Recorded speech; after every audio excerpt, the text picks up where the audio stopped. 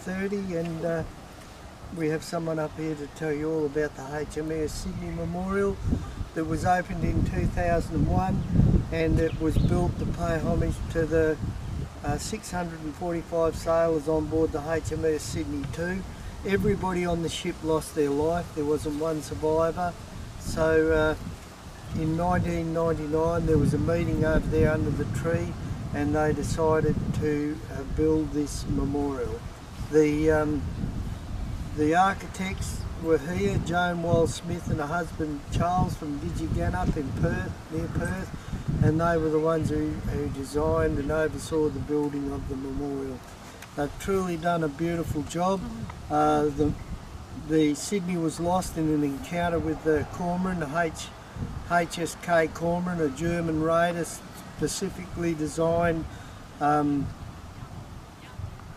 as a raider. It was camouflaged, it was flying the Dutch flag, it had straight Malacca painted on the side, so for all intents and purposes it really looked like a Dutch freighter.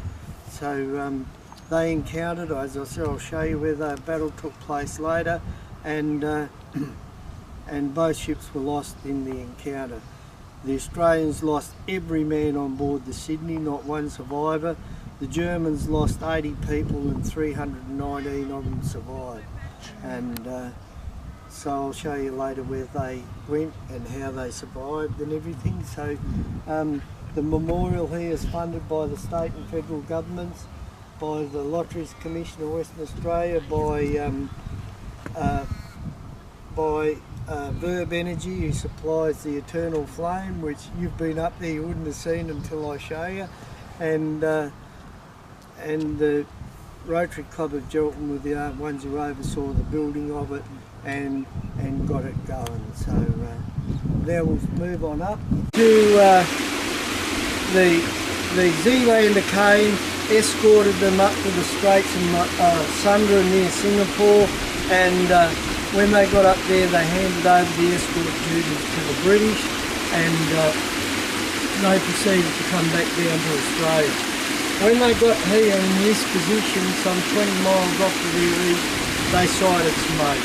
They went to investigate the smoke, and they found it to be a Dutch ship flying the Dutch flag with straight Malacca written on the side.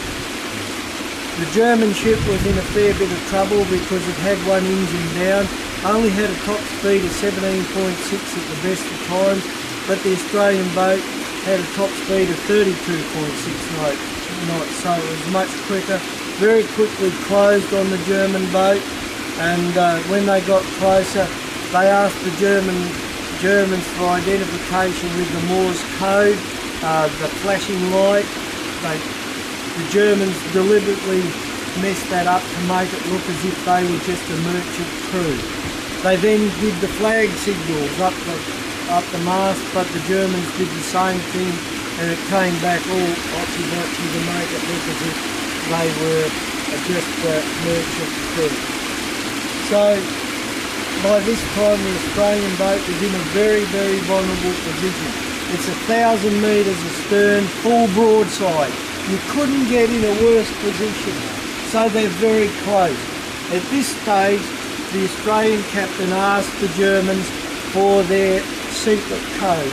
Every ship in the Allied force in the Second World War had a secret code, and that code was only known to the commanders of the ship. So they asked the Cormoran for their secret code. Obviously they couldn't give it. So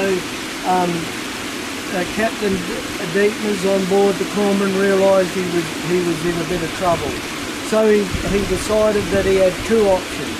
One was to stand and fight, and the other was to surrender. He chose the first option. And this is the part that gets me. Within 10 seconds they'd opened up on the Sydney.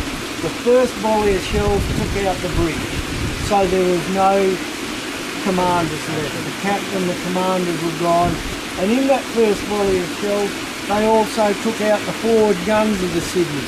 They were gone. So the Australians were in a lot of trouble.